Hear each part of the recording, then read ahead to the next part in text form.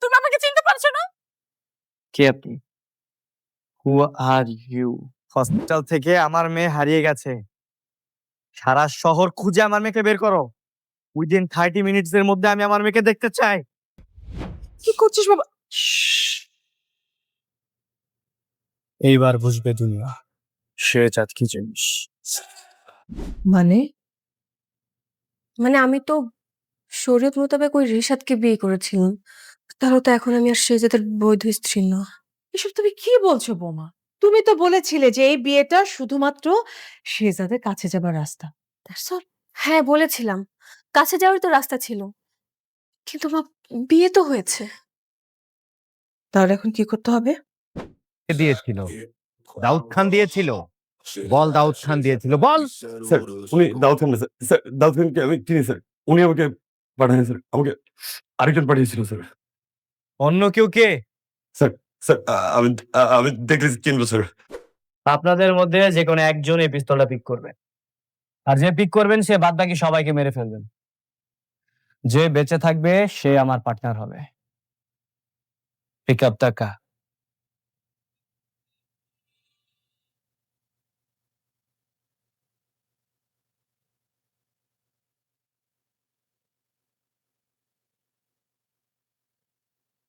কি ভাবছো তোমার একটা চোখের ইশারায় এতগুলি লোকের জীবন আমি নিয়ে নেব? না না না না না, আমি এদের সাথে এতদিন ব্যবসা করছি, আর এদের সাথে আমি নেমখারামি করতে পারবো না। যদি মরতে হয় তুমি মরতে। বুঝছো? হ্যাঁ, তাহলে তো আমাকে গুলি করতে হবে, তাই না? গুলি করেন। Shoot me. কি হাত কাঁপছে কেন? Shoot me. রক্তের দাগ এখনও শুকায়নি। হাসপাতালের বিছানায় শুয়ে মৃত্যুর সাথে পাঞ্জা লড়ছিল যে মানুষটা, সে কিনা হুট করেই নিজের মেয়েকে বাঁচাতে সাক্ষাৎ মৃত্যুর মুখে ঝাঁপিয়ে পড়ল। শুধু কি তাই, এরপর যা ঘটল তা যে কোনো হলিউড বা বলিউড সিনেমাকেও হার মানাবে। নিজের দলের বিশ্বাসঘাতকদের শায়েস্তা করতে সে হাজির হল আস্ত এক চিতাবাঘ নিয়ে। কিন্তু এত ক্ষমতার দাপট দেখিয়েও নিজের ঘরে সে আজ বড় একা, কারণ তার স্ত্রী তাকে বলছে তাদের নাকি আর কোনো সম্পর্কই নেই। কি এমন ঘটেছিল গত ৬-৭ মাসে যা তার স্মৃতি থেকে পুরোপুরি মুছে গেছে? আর কেনই নিজের পরিবার তার কাছ থেকে এই ভয়ঙ্কর সত্যিটা লুকিয়ে রাখছে? এই সব প্রশ্নের উত্তর নিয়েই আজকের এই রোমাঞ্চকর আলোচনা। দুনিয়া টাকার গোলাম নাটকের ১৭ নম্বর পর্বটি যেন আক্ষরিক অর্থেই দর্শকদের জন্য এক রোলার কোস্টার রাইড নিয়ে এসেছে। শুরুতেই আমরা দেখতে পাই এক চরম উৎকণ্ঠার দৃশ্য। শেহজাদ, যে কিনা এই গল্পের অন্যতম প্রধান এবং শক্তিশালী চরিত্র, সে হাসপাতালের বিছানায় শুয়ে আছে। তার মাথায় ব্যান্ডেজ, শরীরে গুলের আঘাত। ডাক্তাররা তাকে বাঁচানোর জন্য আপ্রাণ চেষ্টা করছেন। এই দৃশ্যটি এতটাই আবেগঘন ছিল যে কোনো সাধারণ দর্শকের চোখ ভিজে আসতে বাধ্য। একজন ক্ষমতাবান মানুষ যখন এভাবে মৃত্যুর মুখোমুখি দাঁড়ায়, তখন তার ভেতরের অসহায়ত্বটা খুব স্পষ্ট হয়ে ওঠে। কিন্তু শেহজাদের ক্ষেত্রে ব্যাপারটা অন্যরকম। সে সাধারণ কেউ নয়। তার যখন জ্ঞান ফেরে তখন সে জানতে পারে তার আদরের ছোট্ট মেয়েকে ফ্রেয়াকে কিডন্যাপ করা হয়েছে। একজন বাবার কাছে এর চেয়ে ভয়ঙ্কর খবর আর কি হতে পারে? শেহজাদের ভেতরে সেই ঘুমন্ত সিংহ যেন এই একটি খবরেই জেগে ওঠে। সে নিজের শারীরিক যন্ত্রণার কথা এক মুহূর্তের জন্যও চিন্তা করে না। শরীর থেকে স্যালাইনের নল আর ব্যান্ডেজ টেনে ছিঁড়ে ফেলে। তার এই বেপরোয়া রূপ দেখে ডাক্তার থেকে শুরু করে পরিবারের সবাই হতভাগ হয়ে যায়। রক্ত ঝরছে, তবুও তার সেদিকে কোনো ভ্রুক্ষেপ নেই। তার একটাই লক্ষ্য, যে কোনো মূল্যে তার মেয়েকে ফিরিয়ে আনা। এই দৃশ্যটি শেহজাদের চরিত্রের গভীরতা এবং একজন বাবা হিসেবে তার দায়িত্ববোধকে দারুণভাবে ফুটিয়ে তুলেছে। আপনারা যারা এই দৃশ্যটি দেখেছেন, আপনাদের কি একবারের জন্য মনে হয়নি যে একজন সত্যিকারের বাবা তার সন্তানের জন্য ঠিক এমনটাই করতে পারে? এরপরের দৃশ্যগুলো যেন প্রতি মুহূর্তে সাসপেন্সের মাত্রা বাড়িয়ে দিচ্ছিল। শেহজাদ তার দলবল নিয়ে বেরিয়ে পড়ে মেয়েকে উদ্ধার করতে। অন্যদিকে আমরা দেখতে পাই সেই ভয়ঙ্কর চক্রটিকে, যারা ফ্রেয়াকে আটকে রেখেছে। সেখানে থাকা এক নারী চরিত্র অত্যন্ত নিষ্ঠুরভাবে মেয়েটিকে দ্রুত কোথাও পাচার করে দেওয়ার নির্দেশ দিচ্ছিল। তারা হয়তো ভেবেছিল শেহজাদ এখন হাসপাতালে মৃত্যুর সাথে লড়ছে, তাই এই সুযোগে তারা তাদের কাজ হাসিল করে নেবে। কিন্তু তারা শেহজাদকে চিনতে ভুল করেছিল। ঠিক তখনই আকাশে হেলিকপ্টারের শব্দ এবং শেহজাদের নাটকীয় প্রবেশ ঘটে। এই এন্ট্রি দৃশ্যটি পরিচালকের অসাধারণ মুনশিয়ানির পরিচয় দেয়। শেহজাদ যখন তার দলবল নিয়ে সেখানে পৌঁছায়, তখন চারপাশের পরিবেশ থমথমে হয়ে যায়। সে কোনো কথা না বলে সরাসরি অ্যাকশনে চলে যায়। গুন্ডাদের দিকে তাক করে গুলি চালায়, তাদের একজনকে আহত করে। সেই নারী যখন নিজের প্রাণ বাঁচাতে ছোট্ট ফ্রেয়াকে ঢাল হিসেবে ব্যবহার করার চেষ্টা করে তখন দর্শকের বুকের ধুকপুকানি বেড়ে যায়। কিন্তু শেহজাদ অত্যন্ত দক্ষতার সাথে তার মেয়েকে রক্ষা করে এবং সেই নারীকেও তার প্রাপ্য শাস্তি দেয়।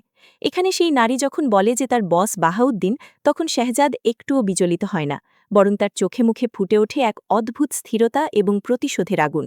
সে বুঝিয়ে দেয় যে শেহজাদ চৌধুরীর মেয়ের গায়ে হাত দেওয়ার সাহস যে দেখাবে তার পরিণতি কতটা ভয়ঙ্কর হতে পারে।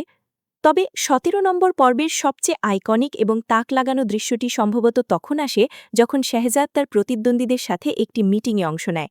এই দৃশ্যটি নিয়ে আলোচনা না করলেই নয়, কারণ বাংলা নাটকের ইতিহাসে এমন দৃশ্য খুব কমই দেখা গেছে।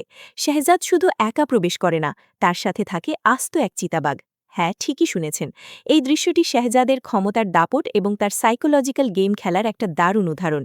সে ঘরে ঢুকেই টেবিলের ওপর একটি পিস্তল রেখে দেয় এবং উপস্থিত সবাইকে উদ্দেশ্য করে এক ভয়ঙ্কর শর্ত ছুড়ে দেয়। সে বলে এই পিস্তলটি যে হাতে তুলে নেবে তাকে বাকি সবাইকে গুলি করে মারতে হবে এবং সেই হবে শেহজাদের একমাত্র পার্টনার। এই কথাটি শোনার পর ঘরের ভেতরের পরিবেশ কেমন হতে পারে তা নিশ্চয়ই আপনারা অনুমান করতে পারছেন। সবার চোখে মুখে তখন আতঙ্কের ছাপ। কেউ বুঝতে পারছে না কি করা উচিত। ঠিক তখনই একজন বয়স্ক লোক পিস্তলটি হাতে তুলে নেয় এবং শেহজাদের দিকে তাক করে। এই মুহূর্তে একটা চরম ক্লাইম্যাক্স তৈরি হয়। মনে হচ্ছিল এই বুঝি শেহজাদকে গুলি করে দেওয়া হলো, কিন্তু শেহজাদের মুখে ভয়ের লেশ মাত্র নেই। সে জানে তার চারপাশের প্রতিটি ইঞ্চি তার লোকের দ্বারা নিয়ন্ত্রিত। যখন সেই লোকটি বুঝতে পারে যে সে শেহজাদকে মারলে নিজেও আর বেঁচে ফিরতে পারবে না, তখন সে বাধ্য হয়ে পিস্তল নামিয়ে রাখে। শেহজাদ তখন তার স্বভাবসুলভ ভঙ্গিতে বুঝিয়ে দেয় যে তার এমন পার্টনার দরকার যার সততা এবং বুকের পাটা দুটোই আছে। সে এই কাপুরুষদের সাথে ব্যবসা করতে রাজি নয়। এই পুরো দৃশ্যটি প্রমাণ করে যে শেহজাদ শুধু বাহুবলেই নয়, মগজ বলেও সবার চেয়ে এগিয়ে। কিন্তু এত ক্ষমতা, এত অর্থ আর দাপট থাকার পরও শেহজাদের জীবনের সবচেয়ে বড় ট্র্যাজেডি শুরু হয় তার নিজের ঘরে। সে যখন তার মেয়েকে উদ্ধার করে বাড়ি ফেরে তখন আমরা এক অন্যরকম শেহজাদকে দেখতে পাই।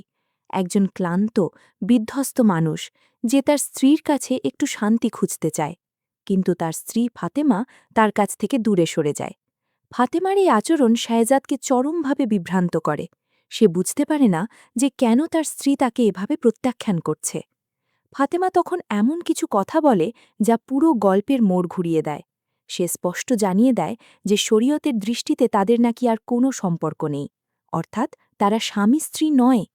এই কথাটি শেহজাদের জন্য ছিল বিনা মেঘে বজ্রপাতের মতো। সে কিছুই মনে করতে পারে না। তার স্মৃতিতে গত ৬-৭ মাসের কোনো অস্তিত্ব নেই। সে সম্পূর্ণ ব্ল্যাঙ্ক। এই জায়গাটাতেই গল্পের সবচেয়ে বড় টুইস্ট লুকিয়ে আছে। আমরা দেখতে পাই শেহজাদের শাশুড়ি অর্থাৎ ফাতেমার মা ফাতেমাকে কঠোরভাবে নির্দেশ দিচ্ছেন যেন সে কোনোভাবেই শেহজাদকে এই গত ৬ মাসের সত্যির কথা না জানায়। কারণ ডাক্তার বলেছেন শেহজাদের ব্রেনে এখন কোনোভাবেই চাপ দেওয়া যাবে না। চাপ দিলে তার বড় ধরনের ক্ষতি হতে পারে বা সে হয়তো আর কখনোই স্বাভাবিক জীবনে ফিরতে পারবে না। এই পারিবারিক দ্বন্দ্বটি নাটকের ইমোশনাল কোর তৈরি করেছে। একদিকে একজন মানুষ যে তার অতীত ভুলে গিয়ে নিজের স্ত্রীকে ভালোবাসতে চাইছে, অন্যদিকে তার স্ত্রী যে এমন কোনো এক ভয়ঙ্কর সত্যি বুকে চেপে আছে যার কারণে সে তার স্বামীর কাছে যেতে পারছে না। ফাতেমার চোখের জল এবং তার মানসিক যন্ত্রণাও দর্শকদের ভীষণভাবে নাড়া দিয়েছে। এই পর্বের শেষ দিকে আমরা দেখতে পাই শেহজাদ তার হারানো স্মৃতি হাতড়ে বেড়ানোর চেষ্টা করছে। তার আবছাভাবে মনে পড়ে যে কিছুদিন আগে একজন ড্রাইভার তাকে গাড়ি চাপা দিয়ে মারার চেষ্টা করেছিল। সে সেই ড্রাইভারের চেহারাটা মনে করতে পারে। এরপর সে তার লোকদের দিয়ে সেই ড্রাইভারকে খুঁজে বের করে এবং একটি শিপিং কন্টেনারের ভেতর আটকে রেখে জিজ্ঞাসাবাদ করে। শেহজাদের এই রূপটি আবারও প্রমাণ করে যে সে তার শত্রুদের কোনোভাবেই ছাড় দেবে না। সে ড্রাইভারের কাছ থেকে সত্যিটা বের করার জন্য মরিয়া হয়ে ওঠে।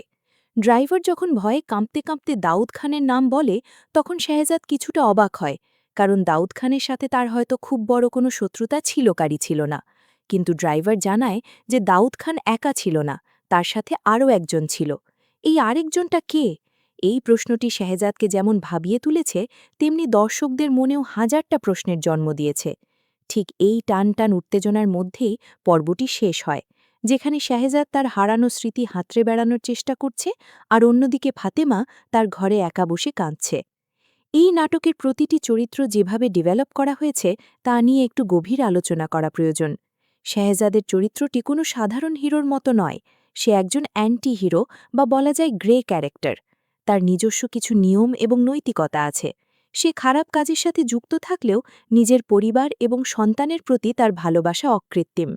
এই দ্বৈত সত্তাই চরিত্রটিকে দর্শকদের কাছে এত জনপ্রিয় করে তুলেছে।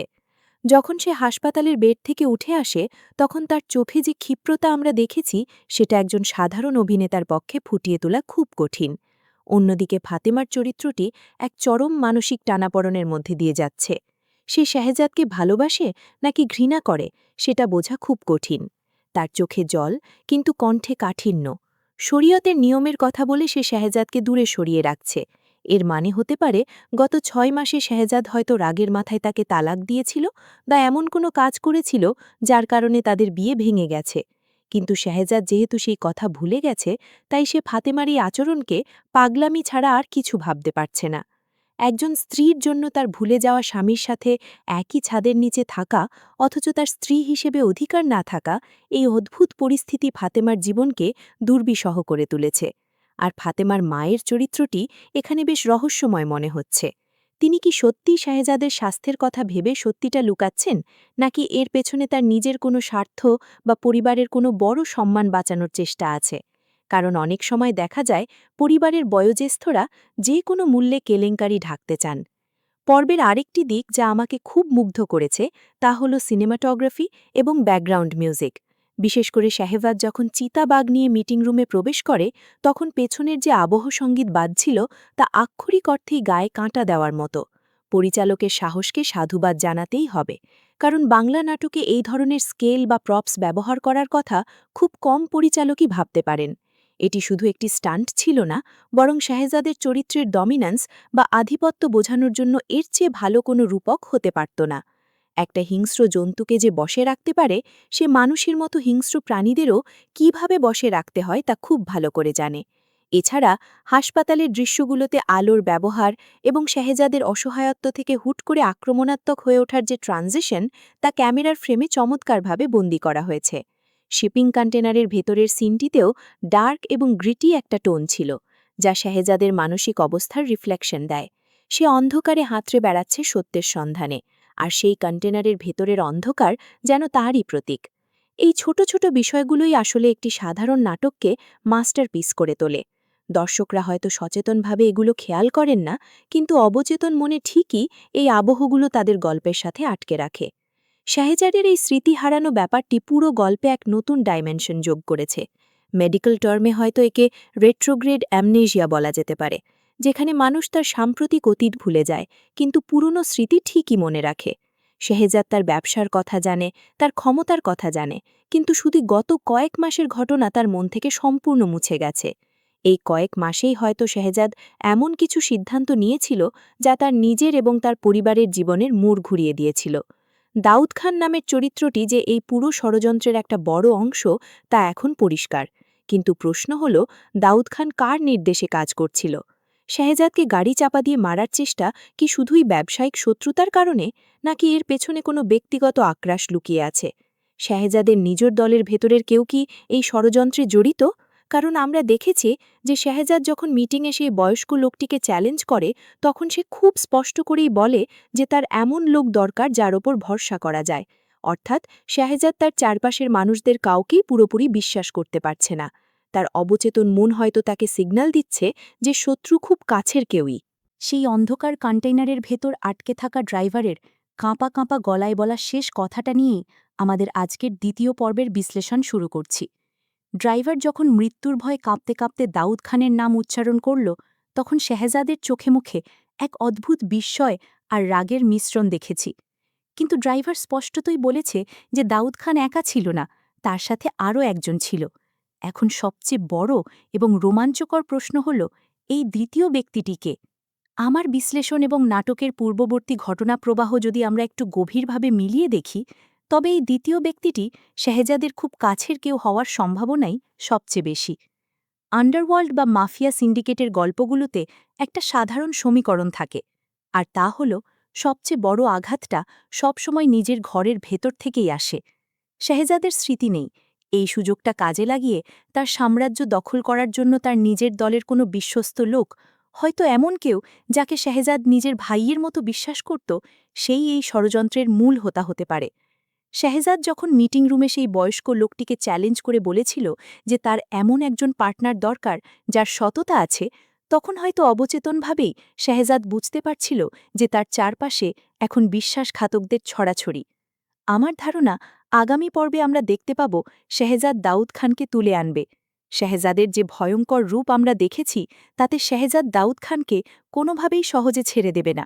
দাউদ খানের ওপর হয়তো এমন কোনো মানসিক বা শারীরিক চাপ প্রয়োগ করা হবে যার ফলে সে বাধ্য হবে সেই মূল বিশ্বাসঘাতকের নাম প্রকাশ করতে। আর যখন সেই নামটা শেহজাদের সামনে আসবে, তখন হয়তো তার স্মৃতির কোনো একটা বদ্ধ দুয়ার হুট করেই খুলে যাবে। কারণ বিশ্বাসঘাতকতার আঘাত মানুষের ব্রেনে অনেক সময় শকের মতো কাজ করে, যা হারানো স্মৃতি ফিরিয়ে আনতে সাহায্য করতে পারে। তবে শেহজাদের জীবনের এই অ্যাকশন বা প্রতিশোধের চেরু আগামী পর্বগুলোতে যে বিষয়টি দর্শকদের সবচেয়ে বেশি কাঁদাবে এবং ভাবাবে, তা হল তার এবং ফাতেমার মনস্তাত্ত্বিক দ্বন্দ্ব। ফাতেমা যখন স্পষ্ট ভাষায় বলে দিল যে শরীয়তের নিয়মে তারা এখন আর স্বামী স্ত্রী নয়, তখন শেহজাদের পৃথিবীটা যেন এক মুহূর্তের জন্য থমকে গিয়েছিল। একজন ক্ষমতাধর মানুষ, যার কথায় পুরো শহর ওঠে আর বসে, সে নিজের স্ত্রীর সামনে কতটা অসহায়। এই গত ৬ বা ৭ মাসে এমন কি ঘটেছিল যার কারণে তাদের পবিত্র সম্পর্কটা এভাবে ভেঙে গেল? আমার মনে হচ্ছে শেহজাদ হয়তো কোনো এক চরম রাগের মুহূর্তে ফাতেমাকে ৩ তালাক দিয়ে ফেলেছিল। ইসলামী শরীয়ত অনুযায়ী এভাবে তালাক হয়ে গেলে সেই স্ত্রীকে পুনরায় গ্রহণ করার কোনো বৈধ উপায় থাকে না, যতক্ষণ না হিল্লা বিয়ে বা হালালার মতো কোনো পরিস্থিতির সৃষ্টি হয়। ফাতেমা একজন ধর্মভীরু এবং নীতিবান নারী। সে তার স্বামীকে হয়তো এখনও প্রাণের চেয়েও বেশি ভালোবাসে, কিন্তু তার ঈমান এবং ধর্ম তাকে তার স্বামীর কাছে যেতে দিচ্ছে না।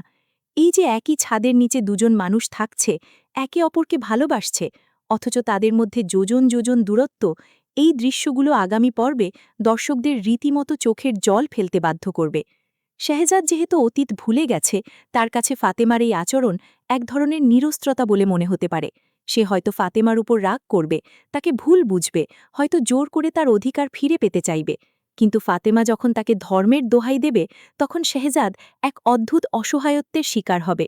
দুনিয়ার সবকিছু টাকা বা ক্ষমতা দিয়ে কেনা গেলেও একটি পবিত্র সম্পর্ক এবং ধর্মের বিধান যে গায়ের জোরে পরিবর্তন করা যায় না, শেহজাদ হয়তো এবার মর্মে মর্মে উপলব্ধি করবে। অন্যদিকে ফাতেমার মায়ের ভূমিকা নিয়ে আমার মনে বেশ সন্দেহ তৈরি হয়েছে। তিনি কেন ফাতেমাকে বারবার নিষেধ করছেন শেহজাদকে সত্যিটা জানাতে? শুধু কি সত্যিই শেহজাদের ব্রেনের উপর চাপ কমানোর জন্য, নাকি এর পিছনে লুকিয়ে আছে অন্য কোনো ভয়ঙ্কর পারিবারিক রহস্য? আমার ধারণা শেহজাদ আর ফাতেমার সম্পর্ক ভেঙে যাওয়ার পেছনে হয়তো শেহজাদের শত্রুদের কোনো কূট চাল ছিল, যা ফাতেমা বা তার পরিবার বুঝতে পারেনি। অথবা এমনও হতে পারে যে শেহজাদের কোনো বড় ভুল বা কোনো অন্ধকার দিকের কথা ফাতেমা জেনে গিয়েছিল, যার ফলে তাদের মধ্যে এমন একটা পরিস্থিতি তৈরি হয় যে শেহজাদ রাগের মাথায় তালাক দিয়ে দেয়। ফাতেমার মা হয়তো ভয় পাচ্ছেন যে শেহজাদ যদি জানতে পারে যে সে নিজেই নিজের সংসার ধ্বংস করেছে, তাহলে সেই অপরাধবোধ থেকে শেহজাদ হয়তো কোনো চরম ধ্বংসাত্মক পদক্ষেপ নিয়ে বসতে পারে। অথবা এমনও হতে পারে ফাতেমার মা চাইছেন শেহজাদ আর ফাতেমা পুরোপুরি আলাদা হয়ে যাক, আর এই স্মৃতি হারানোর সুযোগটাকে তিনি কাজে লাগাচ্ছেন। আগামী পর্বগুলোতে এই পারিবারিক রাজনীতি এবং আড়ালে থাকা সত্যিগুলো যখন একটু একটু করে শেহজাদের সামনে আসতে শুরু করবে, তখন নাটকের উত্তেজনা এক নতুন মাত্রায় পৌঁছবে। শেহজাদ হয়তো তার বিশ্বস্ত কোনো লোকের মাধ্যমে বা নিজের বুদ্ধি খাটিয়ে এই ৬ মাসের কল লিস্ট, সিসিটিভি ফুটেজ বা অন্য কোনো প্রমাণ জোগাড় করার চেষ্টা করবে। কারণ শেহজাদ এমন মানুষ নয় যে নিজের জীবনের এত বড় একটা শূন্যস্থান নিয়ে চুপচাপ বসে থাকবে।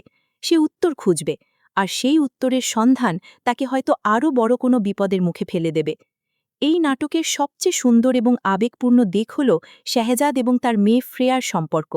ফ্রিয়া এই গল্পের এমন একটা চরিত্র যে শেহজাদের মতো একজন পাষাণ এবং নিষ্ঠুর মাফিয়া ডনের ভেতরের নরম মানুষটাকে জাগিয়ে রাখে। শেহজাদ নিজের অতীত ভুলে গেলেও তার মেয়ের প্রতি তার ভালোবাসা এক বিন্দুও কমেনি, বরং মেয়েকে হারানোর ভয় তাকে আরও হিংস্র করে তুলেছে। আগামী পর্বে ফ্রেয়াকে কেন্দ্র করে গল্পে আরও কিছু ইমোশনাল দৃশ্য আমরা দেখতে পাব বলে আমার বিশ্বাস। ফ্রিয়া হয়তো তার বাবা মায়ের এই অদ্ভুত দূরত্ব বুঝতে পারবে না। সে হয়তো চাইবে তারা আগের মতো একসাথে থাকুক, একসাথে হাসুক। ফ্রিয়ার এই নিষ্পাপ চাওয়াগুলো শেহজাদ এবং ফাতেমার হৃদয়কে ক্ষতবিক্ষত করবে। শেহজাদ হয়তো তার মেয়ের মুখের দিকে তাকিয়ে ফাতেমাকে আবার নতুন করে বিয়ে করার বা কোনো একটা সমাধান বের করার জন্য মরিয়া হয়ে উঠবে, কিন্তু ফাতেমা যখন বারবার তাকে ফিরিয়ে দেবে তখন শেহজাদ তার এই না পাওয়া ভালোবাসার জেদ আর রাগ গিয়ে মেটাবে তার শত্রুদের ওপর। শেহজাদের ভেতরে জমে থাকা এই ফ্রাস্ট্রেশন বা হতাশা তাকে আন্ডারওয়ার্ল্ডের একজন অপ্রতিরোধ্য দানবে পরিণত করতে পারে। আমার মনে হচ্ছে শেহজাদ এখন তার সিন্ডিকেটের ভেতরের সব নিয়মকানুন ভেঙে ফেলবে। সে আর কোনো আপোষ করবে না। যারা তার সাথে বেইমানি করেছে, যারা তার মেয়েকে অপহরণ করার সাহস দেখিয়েছে এবং যারা তার এই স্মৃতি হারানোর পেছনে দায়ী, তাদের প্রত্যেককে শেহজাদ এমন শাস্তি দেবে যা দেখে পুরো শহর শিউরে উঠবে।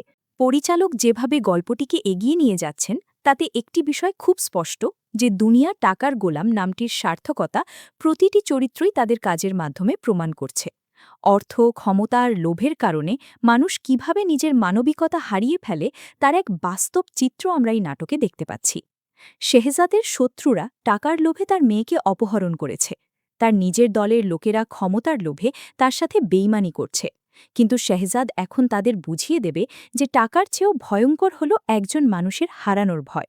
যার কিছু হারানোর নেই বা যে তার সবচেয়ে মূল্যবান জিনিসগুলো হারিয়েছে তাকে থামানো অসম্ভব।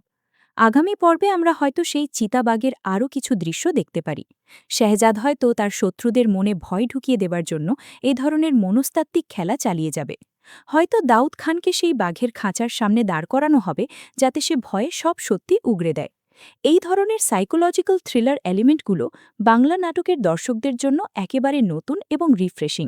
দর্শকরা এখন আর শুধু নায়ক নায়িকার প্রেম বা সাধারণ পারিবারিক দ্বন্দ্ব দেখতে চায় না, তারা চায় লার্জার দ্যান লাইফ ক্যারেক্টার, এমন সব সাসপেন্স যা তাদের নখ কামড়াতে বাধ্য করবে। আর ঠিক এই জায়গাটাতেই এই নাটকটি শতভাগ সফল হয়েছে। আমার প্রেডিকশন হলো আগামী কয়েকটি পর্ব শেহজাদের এই হারানো স্মৃতির টুকরোগুলো মেলানোর এক শ্বাসরুদ্ধকর জার্নি হতে চলেছে। শেহজাদ হয়তো হুট করেই কোনো একটা গন্ধে, কোনো একটা গানে বা কোনো একটা চেনা জায়গায় গিয়ে তার অতীতের ফ্ল্যাশব্যাক দেখতে শুরু করবে। এই ফ্ল্যাশব্যাকগুলো দর্শকদেরও শেহজাদের সাথে সাথে অতীতের সেই অন্ধকার 6 মাসে নিয়ে যাবে। আমরা হয়তো তখন দেখতে পাব কিভাবে শেহজাদের সাথে বেইমানি করা হয়েছিল, কিভাবে সেই অ্যাক্সিডেন্টটা হয়েছিল এবং কিভাবে ফাতেমার সাথে তার সম্পর্কটা ধ্বংস হয়েছিল। তবে এই স্মৃতি ফিরে পাওয়ার প্রক্রিয়াটা মোটেও মসৃণ হবে না। শেহজাদকে হয়তো চরম মানসিক যন্ত্রণার মধ্যে দিয়ে যেতে হবে। ডাক্তাররা যে ব্রেনে চাপ পড়ার কথা বলেছিলেন, আমরা হয়তো দেখব শেহজাদ তার অতীত মনে করতে গিয়ে শারীরিকভাবে অসুস্থ হয়ে পড়ছে। তার নাক বা কান দিয়ে রক্ত বের হচ্ছে, কিন্তু তারপরেও সে থামছে না, কারণ একজন যোদ্ধার কাছে তার পরিচয়ের চেয়ে বড় আর কিছু হতে পারে না। আর শেহজাদ তার হারানো পরিচয়, হারানো সম্মান এবং হারানো ভালোবাসাকে যে কোনো মূল্যে ফিরে পেতে চায়। পরিশেষে একটা কথাই বলতে চাই, দুনিয়া টাকার গোলাম শুধুমাত্র একটি অ্যাকশন বা মাফিয়া ড্রামা নয়, এটি মানুষের মানসিক যন্ত্রণা, সম্পর্কের জটিলতা এবং ভাগ্যের এক নির্মম খেলার গল্প। শেহজাদ চৌধুরী চরিত্রে অভিনেতার যে চোখের ভাষা, তার যে বডি ল্যাঙ্গুয়েজ এবং সংলাপ বলার ধরন, সব মিলিয়ে তিনি এই চরিত্রটিকে অমর করে তুলেছেন। অন্যদিকে ফাতেমা চরিত্রে অভিনেত্রীর কান্না ভেজা চোখ এবং বুকে পাথর চেপে রাখা কষ্ট দর্শকদের মনে দাগ কেটে গেছে। আগামী পর্বগুলো আমাদের জন্য কী সারপ্রাইজ নিয়ে আসছে তা জানার জন্য আমরা সবাই অধীর আগ্রহে অপেক্ষা করছি। শেহজাদ কি পারবে তার অদৃশ্য শত্রুদের মুখোশ টেনে খুলে ফেলতে? সে কি পারবে ফাতেমার সাথে তার সম্পর্ককে কোনো আইনি বা শরীয়তসম্মত উপায়ে পুনরায় জোড়া লাগাতে? নাকি স্মৃতির সাথে সাথে সে তার জীবনের সবচেয়ে সুন্দর সম্পর্কগুলোকেও চিরতরে হারিয়ে ফেলবে? আপনাদের কি মনে হয়, শেহজাদ আর ফাতেমার সম্পর্কের এই যে জটিলতা, এটা থেকে কি তাদের বেরিয়ে আসার কোনো পথ আছে? শরীয়তের এই নিয়মের কারণে তাদের জীবনে যে ঝড় উঠেছে সে বিষয়ে আপনাদের মতামত কি? আর সেই অন্ধকার কন্টেনারের ড্রাইভার দাউদ খানের সাথে আর কার নাম বলতে পারে বলে আপনাদের মনে হয়? শেহজাদের সবচেয়ে কাছের কে হতে পারে সেই বেইমান? আপনাদের মূল্যবান মতামত এবং থিওরিগুলো অবশ্যই নিচে কমেন্ট করে আমাকে জানাবেন। আমি আপনাদের প্রতিটি কমেন্ট পড়ি এবং আপনাদের ভাবনাগুলো জানতে আমার ভীষণ ভালো লাগে। আজকের এই বিস্তারিত রিভিউ এবং প্রেডিকশন যদি আপনাদের মনে একটুও শিহরণ জাগিয়ে থাকে, যদি আপনাদের মনে হয় যে আমার এই বিশ্লেষণ আপনাদের নাটকের গভীরে নিয়ে যেতে পেরেছে, তাহলে ভিডিওটিতে একটি লাইক দিতে ভুলবেন না। আপনাদের একটি লাইক আমাকে এরকম আরও চমৎকার সব নাটকের রিভিউ এবং বিশ্লেষণ নিয়ে আসতে ভীষণভাবে উৎসাহিত করে। আর যারা এখনও আমার এই ছোট্ট পরিবারের সদস্য হননি তারা অবশ্যই চ্যানেলটি সাবস্ক্রাইব করে নেবেন এবং পাশে থাকা বেল আইকনটি অন করে দেবেন যাতে পরবর্তী পর্বের আরও চমৎপ্রদ এবং রোমাঞ্চকর রিভিউ আসার সাথে সাথে সবার আগে নোটিফিকেশনটি আপনার কাছে পৌঁছে যায়। সবাই অনেক ভালো থাকবেন, সুস্থ থাকবেন এবং বাংলা নাটকের সাথেই থাকবেন। দেখা হবে পরবর্তী ভিডিওতে নতুন কোনো চমক নিয়ে। ধন্যবাদ।